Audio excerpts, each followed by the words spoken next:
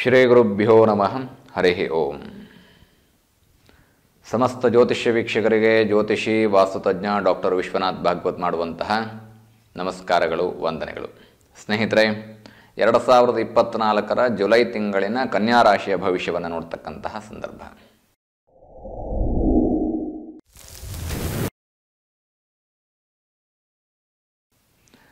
ಕನ್ಯಾ ರಾಶಿಯ ಉತ್ತರ ನಕ್ಷತ್ರ, ಹಸ್ತ ನಕ್ಷತ್ರ ಹಾಗೂ ಚಿತ್ತಾ ನಕ್ಷತ್ರಗಳು ಬರುತ್ತೆ.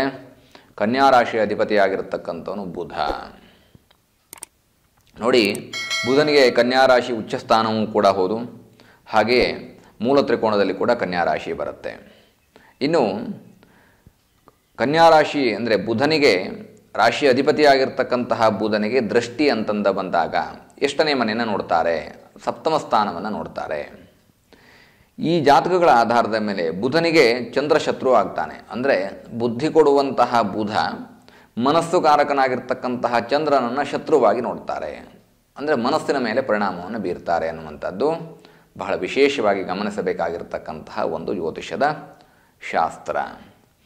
ಇನ್ನು ಕನ್ಯಾ ರಾಶಿಯ ಗ್ರಹಸ್ಥಿತಿಗಳನ್ನು ನೋಡ್ತಾ ಹೋದಂತಹ ಸಂದರ್ಭದಲ್ಲಿ ಜುಲೈ 2024 ಕೇತು ಪ್ರಥಮದಲ್ಲಿ ಅಂದರೆ ರಾಶಿಯಲ್ಲಿ ಕೇತು ಇರ್ತಾರೆ.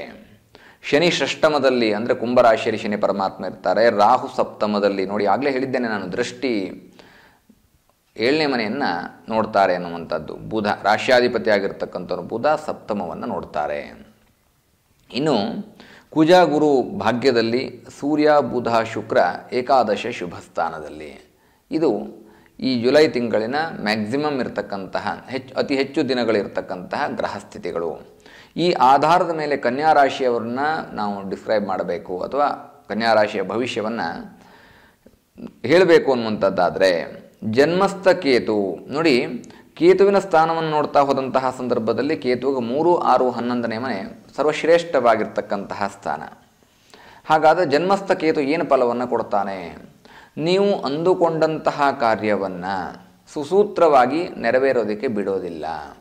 ನೀವು ಏನೋ ಒಂದು ಒಳ್ಳೆಯ ಕೆಲಸ ಮಾಡೋಣ, ಒಳ್ಳೆಯ ವಸ್ತು ಖರೀದಿ ಮಾಡೋಣ, ಇದರಿಂದ ಹಣ ಬರುತ್ತೆ, ಲಾಭವಾಗತ್ತೆ, ನನಗೆ ಹೆಸರು ಮತ್ತು ಸ್ಥಾನಮಾನ ಧನ ಅಭಿವೃದ್ಧಿ ಆಗತ್ತೆ ಅಂತ ಅಂದುಕೊಂಡ್ರೆ ಕೇತು ಇದನ್ನು ನಿಧಾನ ಮಾಡ್ತಾ ಹೋಗ್ತಾನೆ.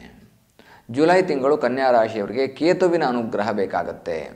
ಕೇತುವಿಗೆ ಅಭಿಮಾನ ದೇವತೆ ಆಗಿರ್ತಕ್ಕಂಥನು ಮಹಾಗಣೇಶ. ಹಾಗಾಗಿ ಗಣೇಶನ ಅನುಗ್ರಹ ಬೇಕು.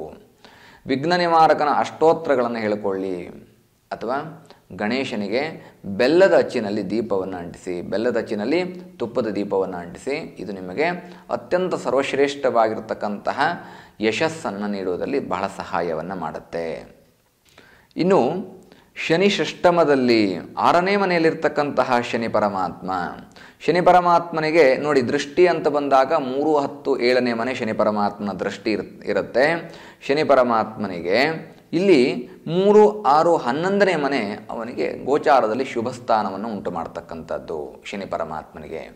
ಇದನ್ನು ಗಮನದಲ್ಲಿಟ್ಟುಕೊಂಡ್ರೆ ನೋಡಿ, ಶನಿ ಪರಮಾತ್ಮ ಷಷ್ಠಮದಲ್ಲಿದ್ದಾಗ ಉದ್ಯೋಗದಲ್ಲಿ ವಾಂಛಿತ ಅಂದರೆ ಅಪೇಕ್ಷೆ ಪಟ್ಟಂತಹ ಅಧಿಕಾರ, ಪ್ರಮೋಷನ್ನು, ಇನ್ಕ್ರಿಮೆಂಟು ಈ ಜುಲೈ ತಿಂಗಳಿನಲ್ಲಿ ನಿಮಗೆ ಸಿಗೋದಿಲ್ಲ. ಇದು ಪೋಸ್ಟ್ಪೋಂಡ್ ಆಗುವ ಸಾಧ್ಯತೆಗಳು ಹೆಚ್ಚು. ಸಿಗೋದಿಲ್ಲ ಅಂದ ತಕ್ಷಣ ನಿಮಗೇನೋ ಕೆಟ್ಟದ್ದು ನುಡಿದ್ಬಿಟ್ರು ಅಂತ ಅರ್ಥ ಅಲ್ಲ, ಸಿಗಬಾರ್ದು ಅಂತಲೂ ಅರ್ಥ ಅಲ್ಲ. ಸಿಗುವುದಕ್ಕೋಸ್ಕರ ಏನು ಮಾಡ್ಕೋಬೇಕು? ಅಪೇಕ್ಷೆ ಪಡ್ತಾ ಇದ್ದರೆ ಮುಂದಿನ ತಿಂಗಳಾಗತ್ತೆ ಅನ್ನುವಂತಹ ಒಂದು ಮಾನಸಿಕ ನೆಮ್ಮದಿಯಲ್ಲಿರಿ. ಇಲ್ಲದೆ ಹೋದಲ್ಲಿ ಶನಿ ಪರಮಾತ್ಮನ ಆರಾಧನೆ ಮಾಡಿಕೊಳ್ಳಿ, ಇದು ಬಹಳ ಅವಶ್ಯಕವಾಗತ್ತೆ. ಇನ್ನು ರಾಹು ಸಪ್ತಮದಲ್ಲಿ, ನೋಡಿ ಆಗಲೇ ಹೇಳಿದೆ ನಾನು, ರಾಹು ಇಲ್ಲಿ ಸ್ವಸ್ಥಾನ ಬಲ ಇಲ್ಲದೇ ಇರತಕ್ಕಂಥವ್ನು ಮತ್ತು ಇಲ್ಲಿ ರಾಶಿಯ ಅಧಿಪತಿಯಾಗಿರ್ತಕ್ಕಂತಹ ಬುಧನ ದೃಷ್ಟಿಯೂ ಇರುತ್ತೆ ಸಪ್ತಮದಲ್ಲಿ. ಆದ್ದರಿಂದಾಗಿ ವಿವಾಹಾದಿ ಮಂಗಳ ಕಾರ್ಯಗಳು ಡಿಲೇ ಮತ್ತು ಬುದ್ಧಿಯಲ್ಲಿ ವಿಚಲಿತತೆ ಆಗತಕ್ಕಂತಹ ಸಾಧ್ಯತೆಗಳು, ಅಂದರೆ ತೆಗೆದುಕೊಂಡಂತಹ ಡಿಸಿಷನ್ಗಳು ಸ್ವಲ್ಪ ಏರುಪೇರಾಗ್ತಕ್ಕಂಥದ್ದು ಅಥವಾ ಡಿಸಿಷನ್ನಲ್ಲಿ ಒಂದು ಸ್ಟಿಕ್ ಆಗೋಕ್ಕಾಗದೇ ಇರತಕ್ಕಂಥದ್ದು. ಈಗೊಂದು ಯೋಚನೆ ಮಾಡ್ತೀವಿ, ಇನ್ನೊಂದು ಸ್ವಲ್ಪ ಹೊತ್ತಿಗೆ ಇನ್ನೊಂದು ಯೋಚನೆಯನ್ನು ಮಾಡ್ತೀವಿ. ಈ ರೀತಿಯಾಗಿರ್ತಕ್ಕಂತಹ ಸಾಧ್ಯತೆಗಳು ಸಪ್ತಮ ರಾಹುವಿನಿಂದ ಉಂಟಾಗತ್ತೆ. ಕುಜ ಗುರು ಭಾಗ್ಯದಲ್ಲಿ ನೋಡಿ, ಕನ್ಯಾ ರಾಶಿ ಒಳ್ಳೆಯದೇ ಇಲ್ವಾ ಅಂತ ಕೇಳಿದ್ರೆ ಖಂಡಿತವಾಗ್ಲೂ ಒಳ್ಳೆಯದಿದೆ.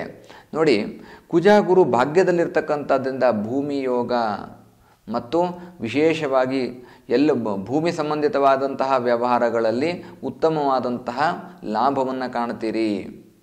ಅದು ಮಾರಾಟ ಮಾಡುವಂತಹ ವಸ್ತುಗಳಲ್ಲಿ ವಿಶೇಷವಾದಂತಹ ಲಾಭ, ಯಶಸ್ಸು. ಅಲಂಕಾರಿಕ ವಸ್ತುಗಳನ್ನು ಮಾರಾಟ ಮಾಡ್ತಕ್ಕಂಥವ್ರು, ಅವರಿಗೆ ಅತ್ಯಂತ ಶುಭದಾಯಕವಾಗಿರತಕ್ಕಂಥದ್ದು. ತೀರ್ಥಕ್ಷೇತ್ರಗಳ ದರ್ಶನ ಮಾಡುವಂತಹ ಯೋಗ ನಿಮಗಿದೆ ಆಷಾಢ ಮಾಸದಲ್ಲಿ. ನೋಡಿ, ಆಷಾಢ, ಹಾಗಾಗಿ ಈ ಮಾಸದಲ್ಲಿ ನೀವು ದೇವರ ದರ್ಶನ ಮಾಡ್ತಕ್ಕಂಥದ್ದು ಕೂಡ ಅತ್ಯಂತ ಶುಭವಾಗತ್ತೆ. ಇನ್ನು ಗುರು ಭಾಗ್ಯದಲ್ಲಿದ್ದಾನೆ. ಭಾಗ್ಯದಲ್ಲಿರ್ತಕ್ಕಂತಹ ಗುರು ಸತ್ಕಾರ್ಯಗಳಿಗೆ ಪ್ರೇರಣೆಯನ್ನು ಉಂಟು ಮಾಡ್ತಾನೆ. ನೀವು ಏನೇ ಕೆಲಸವನ್ನು ಮಾಡಬೇಕು ಅಂತಂದುಕೊಂಡ್ರೂ ಕೂಡ ಪ್ರಾರಂಭಿಕ ಹಂತದಲ್ಲಿ, ಉದಾಹರಣೆಗೆ ಕೇತುವಿನಿಂದ ಉಂಟಾದಂತಹ ತೊಂದರೆಗಳನ್ನು ಗುರು ಓವರ್ಕಮ್ ಮಾಡ್ತಾನೆ. ಯಾವಾಗ? ಗಣಪತಿ ಅನುಗ್ರಹವೂ ಇದ್ದಾಗ ಮತ್ತು ಗುರು ಬಲ ಚೆನ್ನಾಗಿರುತ್ತೆ. ಹಾಗಾಗಿ ನೀವು ವಿಘ್ನ ನಿವಾರಕನ ಸ್ಮರಣೆಯನ್ನು ಮಾಡಿಕೊಂಡು ಯಾವುದೇ ಕೆಲಸಕ್ಕೆ ಹೋದರೂ ಕೂಡ ಗುರು ಅನುಗ್ರಹ ಮತ್ತು ಕೇತುವಿನಿಂದ ಉಂಟಾಗ್ತಕ್ಕಂತಹ ತೊಂದರೆಗಳ ದೂರವಾಗಿ ನಿಮ್ಮ ಎಲ್ಲ ಕೆಲಸ ಕಾರ್ಯಗಳಲ್ಲಿ ಯಶಸ್ಸಾಗತ್ತೆ. ಅದರಲ್ಲೂ ಕೂಡ ವಿಶೇಷವಾಗಿ ದ್ವಿತೀಯಾರ್ಧದಲ್ಲಿ, ಅಂದರೆ ಜುಲೈ ಎರಡನೇ ಅರ್ಧದಲ್ಲಿ 15ರಿಂದ 30 ಅಂತ ಅಂದ್ಕೊಳ್ಳಿ. ಈ ಸಂದರ್ಭದಲ್ಲಿ ನಿಮಗೆ ಉತ್ತಮವಾದಂತಹ ಯಶಸ್ಸು ಸಿಗತ್ತೆ. ಸೂರ್ಯ, ಬುಧ, ಶುಕ್ರರು ಏಕಾದಶ ಶುಭ ಸ್ಥಾನದಲ್ಲಿ. ನೋಡಿ, ನಾನು ಯಾವಾಗಲೂ ಹೇಳ್ತಾ ಇರ್ತೀನಿ ಏನಂತ, ಏಕಾದಶ ಶುಭ ಸ್ಥಾನ ಅನ್ನುವಂಥದ್ದಾಗಿ. ಅಂದರೆ ಜಾತಕಗಳಲ್ಲಿ ಎಲ್ಲ ಸ್ಥಾನಗಳಲ್ಲಿಯೂ ವಿಶೇಷವಾದಂತಹ ಸ್ಥಾನ ಅದು ಏಕಾದಶ ಶುಭ ಸ್ಥಾನ. ಹಾಗಾಗಿ ಅಲ್ಲಿ ಆರೋಗ್ಯಕಾರಕನಾಗಿರ್ತಕ್ಕಂತಹ ಮತ್ತು ವರ್ಚಸ್ಸುಕಾರಕನಾಗಿರ್ತಕ್ಕಂತಹ ಸೂರ್ಯ ಮತ್ತು ಪಿತೃಕಾರಕನೂ ಆಗಿದ್ದಾನೆ. ತಂದೆಯಿಂದ ಉತ್ತಮವಾದಂತಹ ಪ್ರಶಂಸೆಯನ್ನು ಪಡಿತೀರಿ, ತಂದೆಗೆ ಅನುಕೂಲವಾಗುವಂತಹ ಕಾರ್ಯಾದಿಗಳನ್ನು ಮಾಡ್ತೀರಿ, ತಂದೆಗೆ ಸಹಾಯವನ್ನು ಮಾಡ್ತೀರಿ ಮತ್ತು ನಿಮ್ಮ ವರ್ಚಸ್ಸು ಹೆಚ್ಚಾಗತ್ತೆ ಸೂರ್ಯನಿಂದ. ಬುಧ, ನೋಡಿ ಇಲ್ಲಿ ಬುಧ ಆಗಲೇ ಹೇಳಿದ್ದೇನೆ ನಾನು. ಹಾಗಾಗಿ ಈ ಬುಧ ಬುದ್ಧಿಕಾರಕನಾಗಿರ್ತಕ್ಕಂಥವನು.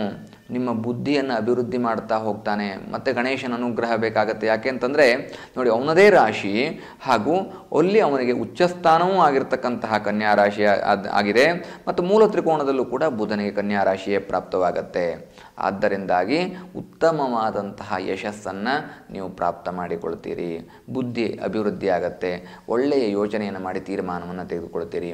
ಶುಕ್ರ ಏಕಾದಶ ಶುಭ ಸ್ಥಾನದಲ್ಲಿ.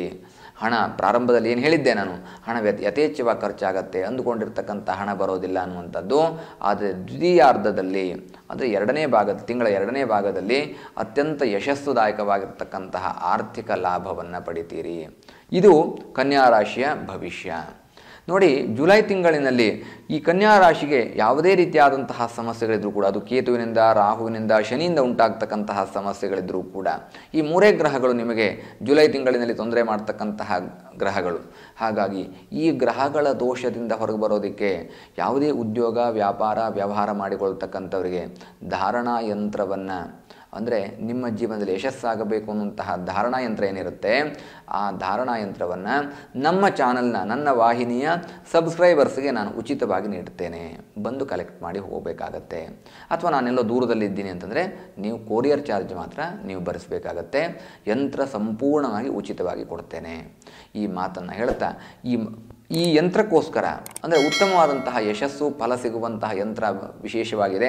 ಈ 4 ಜನರಿಗೆ ತಿಳಿಯಲಿ ಅನ್ನುವಂತಹ ಕಾರಣಕ್ಕೋಸ್ಕರ, 4 ಜನರಿಗೆ ಒಳ್ಳೆಯದಾಗಲಿ, ಉಚಿತವಾಗಿ ಸಿಗುವಂತಹ ಯಂತ್ರ ಒಳ್ಳೆಯದಾಗಲಿ ಅನ್ನುವಂತಹ ಕಾರಣದಿಂದಾಗಿ ನೀವು ಆದಷ್ಟು ಶೇರ್ ಮಾಡಿಕೊಳ್ಳಿ.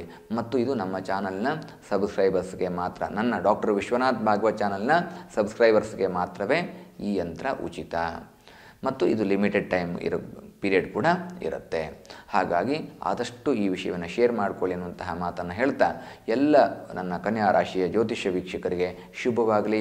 ಈ ಜುಲೈ 2024 ನಿಮ್ಮನ್ನು ಎಲ್ಲ ರೀತಿಯಲ್ಲೂ ರಕ್ಷಣೆ ಮಾಡಲಿ ಅನ್ನುವಂತಹ ಪ್ರಾರ್ಥನೆಯನ್ನು ಮಾಡ್ತಾ ಕನ್ಯಾ ರಾಶಿಯ ಭವಿಷ್ಯವನ್ನು ಮುಗಿಸ್ತಾ ಇದ್ದೇನೆ. ಶುಭಂ ಭೂಯಾತ್. ಲೋಕಾಹ ಸಮಸ್ತ ಸುಖಿನೋ ಭವಂತು.